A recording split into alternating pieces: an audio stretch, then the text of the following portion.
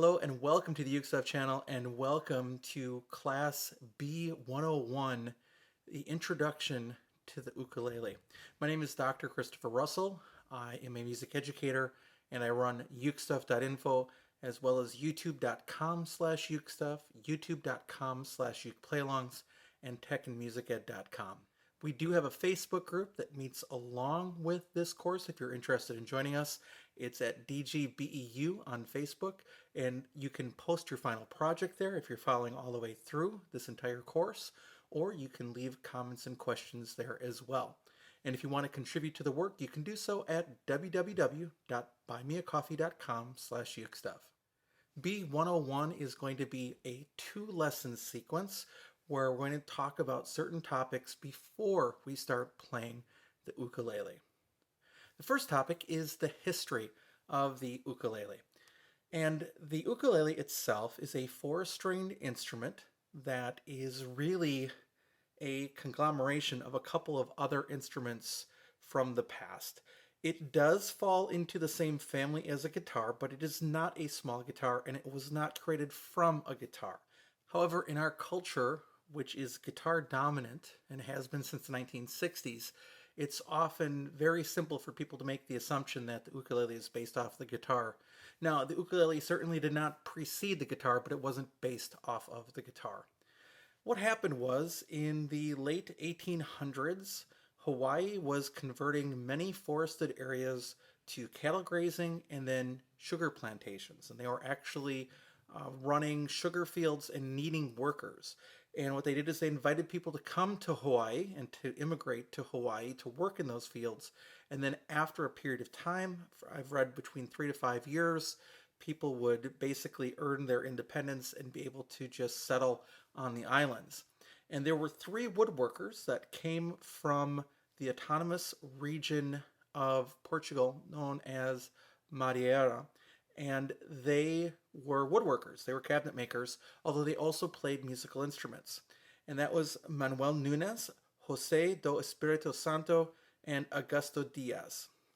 Each one of them, we don't know who officially came up with the idea of ukulele. We don't know if they worked together or if they just kind of collaborated loosely. But ultimately, they came to Hawaii in 1879 on ships called the Ravenscraig. It's kind of cool that we actually have that information about where they all came from. But the first ukulele is attributed to José do Espírito Santo from 1879, the same year that they arrived. And if you ever want to see that ukulele, by the way, it is on the Ukulele Friend website in the museum. It's the very first picture you'll see there in that museum on that website of that instrument. And it's amazing how little it has changed in those times. So these gentlemen set up shop, and not only did they make cabinetry, they made ukuleles, some made guitars and other things, but the ukulele really caught on. And the king of Hawaii at the time noticed the instrument, liked the instrument, and started playing it and asked for it to be played at his events. And of course, when the king of the island does it, then everybody else wants to do it too. And the ukulele was established forever in Hawaii as their sort of native instrument. What happens then to the rest of the world is that the ukulele kind of goes in waves, and there have been 3 waves of popularity of the ukulele throughout the world, partially in the United States, but again, that also impacts sometimes what happens in the rest of the world. The first wave happened in 1915. There was a Pan-American exposition in San Francisco, and it was sort of like a World's Fair where people attended this event, and there were different buildings that were dedicated to different parts of the world, and you'd eat some food and hear the music and whatever, dancing, you name it. And there was a Hawaii exhibition, and in that Hawaii exposition there were ukulele players, and people thought it was kind of a neat sounding instrument and they were interested in it. And what happens in markets is when somebody sees that there's a need, people step up to fill it, and a couple of companies really stepped forward, including Martin and Kamaka at the time, really stepped forward to meet this new demand for ukuleles. And the ukulele became a smash hit. People were actually writing on the ukulele or for the ukulele in Tin Pan Alley in New York City. And if you walk into a music store in the 1920s, there was a really good chance that the popular sheet music that you would buy and open up would have ukulele chords. Much like today, if you go into a music store and open up a pop music chart, it's likely to have a guitar chord set in there, which is pretty amazing. Well, that continued for a while, 1920s, and then it kind of died down a little bit. And then you jump into the late 1940s. In the late 1940s, there is a gentleman named Arthur Godfrey, who was a huge pop culture personality at the time. In today's world of viral videos and everything, uh, really still would be considered a big presence, even way back in the late 1940s and 1950s. And Arthur Godfrey played a baritone ukulele. In fact, there's some discussion whether or not he actually influenced the creation of the instrument. But he also worked up a agreement with the McAfee Company to sell McAfee's plastic ukuleles, like this one, the McAfee Islander, on his TV show. And ultimately, by the time that McAfee stopped selling ukuleles, they had sold over 9 million of these. Now, not all of them were sold in connection with Arthur Godfrey's TV show. And in fact, Arthur Godfrey's popularity took a dive when he had sort of a falling out with one of his cast members. So even after Arthur Godfrey's popularity waned, the McAfees were still selling. And even though 9 million of those McAfees were sold as a result of that combination, there aren't that many still around because they broke or they melted because people would leave them in the back of their cars and they would melt. But you can still find McAfees, sometimes even at a good price out there. And that was wave two. Wave two kind of ended with the kind of emergence of two things. First of all, the Beatles came out and everybody suddenly wanted to play guitar. And then second, there was a comedian at the time that put a twist on the ukulele that hadn't been there yet. And his name was Tiny Tim. And he kind of brought this kind of freak quality to the ukulele. He sang in a falsetto and everything else. Now, what's really interesting about Tiny Tim is that he actually was a scholar of like the 1920s music. Remember, this is the 1960s, right? When this second wave kind of tips off. Tiny Tim had a broad knowledge of the Tin Pan Alley songs from 40 years earlier and actually could really do well as a musician, but he found his kind of niche in that comedy routine. That turns some people away from the ukulele too. So, Tiny Tim, Beatles, the ukulele kind of dives down.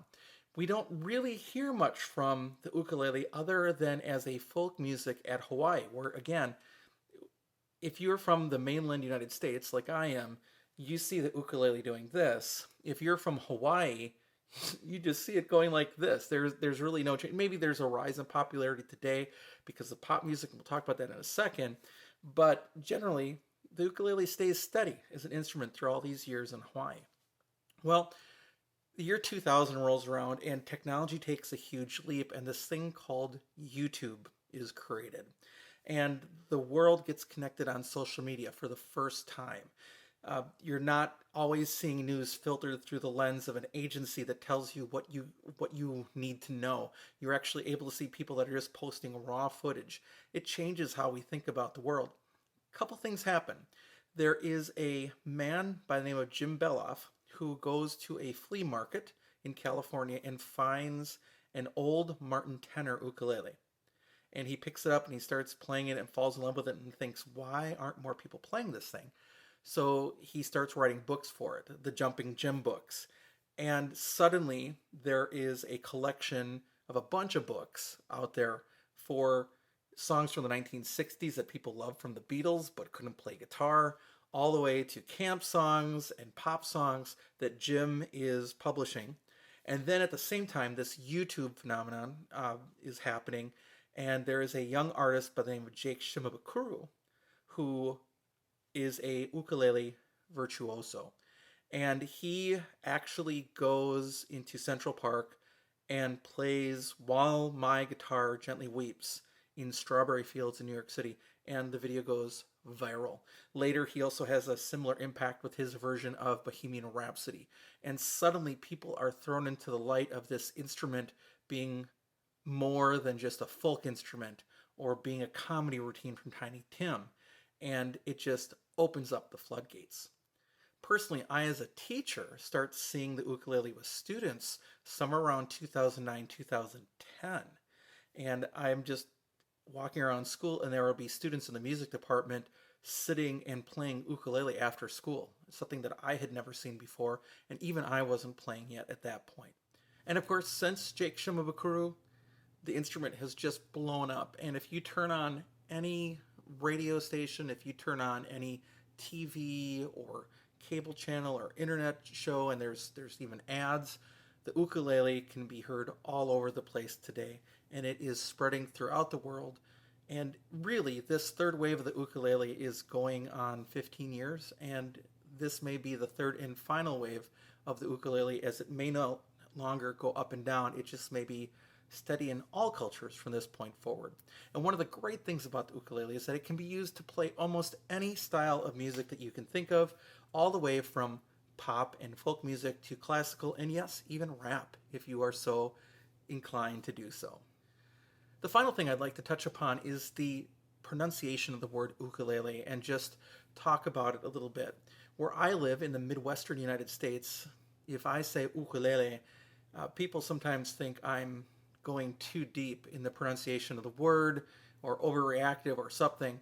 But ultimately, just so you know, from what I've read, a good percentage of Hawaiians where the instrument was created would love for the instrument to be considered and called by its actual name, ukulele, versus ukulele. So keep that in mind. If you happen to use both usages because of where you live and everything else, that's probably fine, but just understand where the word comes from. Shortened, it becomes uke. People don't usually say uk, so including Hawaiians. So they'll say, where's my uke versus where's my uk. But just, if you can, try to say ukulele down the road, considering the origins of the instrument. So let's talk about sizes of the ukulele. This is the soprano ukulele. It's the smallest standard size of ukulele, and it's the original size of the ukulele. It shares the body of the cavaquinho or the machete with the tuning of the first top four strings of the rajao. And it was made with the materials that were available in Hawaii at the time. They didn't have metal strings, so they used fishing line. And thus you get a very different sounding instrument. So it's, again, a combination of several instruments put together as one. And again, the tuning comes from another instrument. That's why we get what we call reentrant tuning of high G and then going down to the C below it. The instrument generally has a range from middle C on up, and it makes sense why that's called a soprano range, because most sopranos sing from middle C on up. Although the human voice of soprano probably can go down to an A or a G, but just keep that in mind. That's why this is called a soprano. It kind of matches the human voice. It's also something I love as a teacher, and now currently teaching elementary music, is that I can play the ukulele and it is at the pitch that I want my students to be singing. So that's the soprano ukulele, and this happens to be the Martin S1. It's not an old Martin, this is a newer Martin. These are actually currently made in Mexico. They're still wonderful instruments made out of mahogany. However, there are plenty of old Martins going back to the foundations of the company. But Martin becomes sort of an innovator, and they say, let's make a little bit larger ukulele, around 1915 or so, and they come up with the idea of something called a taro patch. Now, this is not a Martin taro patch, this is an Ohana taro patch, but what a taro patch is, it's a larger body instrument than a normal ukulele with strings that are tuned the same, 2 Gs, 2 Cs, 2 Es, and 2 As. And the taro patch leads to the next size of ukulele, because if you take away one set of strings, you get literally the concert ukulele. So that little bit larger body translates into a new instrument. To put this into perspective, there's the soprano versus the concert in terms of size. So the concert ends up having the same tuning, G, C, E, A. And some people have asked, why is it called a concert? And I'm not sure we have a complete solid answer to that. One thing I've heard is that since it's tuned the same as a soprano ukulele, why would you call it alto? Because in the human voice, an alto sings lower than a soprano. So the concert does not sing lower than the soprano. So why would you call it an alto ukulele. It's a good point. The other thing that I've heard is that Martin used to call their instruments in terms of the room that they'd be intended for. And since the concert was intended to be a little larger, a little louder, a little more mellow, that it would be better for a concert hall. So that's why it's called concert. Those are a couple of things that I've heard about it. I will say that a soprano ends up being punchier and brighter, works really good with rhythmic patterns, whereas the concert takes a step back from that complete punchy sort of rhythmic thing, and it gives you some more flexibility and mellowness of tone. Now that will continue to grow as we get larger in instrument size. The next classification of instrument is called the tenor ukulele. They came out roughly in the 1920s. This one happens to be a bamboo model made by Acklot. But the tenor, there's a couple stories behind it. One is that you get finally so much larger than a soprano that you clearly have to designate it as something bigger than a soprano. And the second one I've heard is that the tenor at the time that it was introduced in the 1920s was about $10. So therefore, tenor. 10 or so dollars to get one of these. Don't know about the veracity of those statements, but it's what I've heard. Now, if you take a look at the tenor versus the concert, you can see again how you get larger. The concert has a 15-inch scale length from nut to saddle. The tenor now has 17 inches from nut to saddle. The tenor has even generally more volume with a larger body and a more mellow sound overall. It doesn't mean that it can't be bright or punchy, but it has this kind of more complex sound than a soprano does, just sheerly because of body size. A lot of professionals will play tenors. It does not mean that professionals only play tenors. And part of the reason is the larger the frets get, because again, you have the same number of frets, but each fret gets a little bit longer to keep that scale length. When you get to the higher notes where the professionals love to jam, and they just, pick away at the high notes, with that, on a tenor, you've got a lot more space on those highest frets than you do, for example, on a concert or on a soprano. The last instrument we're going to take a look at is the baritone ukulele. This is the largest scale instrument that is in the ukulele family. And as far as we know, they go back to about 1940s or so. There's a bunch of differing opinions of who was actually the creator of them, but the general idea is that the baritone is tuned differently. So it's more like a related cousin to the others, and it's sort of like a cross between a guitar and an ukulele. You do get a larger body compared to a soprano. It does seem gigantic. I'll show you. Here's the soprano versus the baritone. You can just see the size difference there. But the baritone is tuned DGBE, while the soprano is tuned GCEA. Also, most baritones are tuned in a linear format, DGBE, like the top 4 strings of guitar. It makes the baritone a little bit easier for some guitar players to transition to. It has a much more mellow tone, much more guitar-like tone than the punchy brightness of a soprano ukulele. You're looking at 19 or 20 inches between nut and saddle, which again is even larger than the tenor ukulele. So you can see the difference between those instruments. Now, ultimately, it doesn't matter what kind of ukulele you play as long as you're playing something that you're enjoying to play. It doesn't matter what scale length.